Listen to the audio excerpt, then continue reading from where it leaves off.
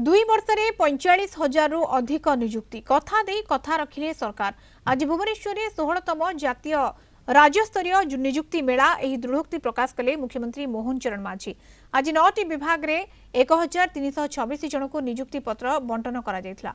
आज को मिसाई 16टी नियुक्ति मेला रे मोट 45,408 जन को नियुक्ति पत्र बंटन सरी। सरकार प्रतिश्रुति मुताबक कार्य करुछंती बोली मुख्यमंत्री कहिसंती।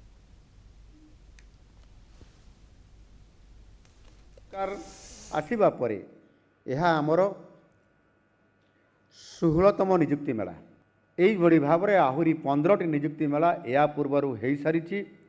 आज हूँ 16तम नियुक्ति मेला आज आम विशेष करके 9टी विभाग में 1326 जन को नियुक्ति प्रदान आज आपण मानकु आम सरकार करुछंती। 2024 जून मास आरंभ होता आमर यही प्रक्रिया रे आज को मिसाई आज 1326 मिसेला परे आमे 45,408 जन को नियुक्ति प्रदान आमे संपूर्ण भाव में सामान को रेगुलर कर सारूँ।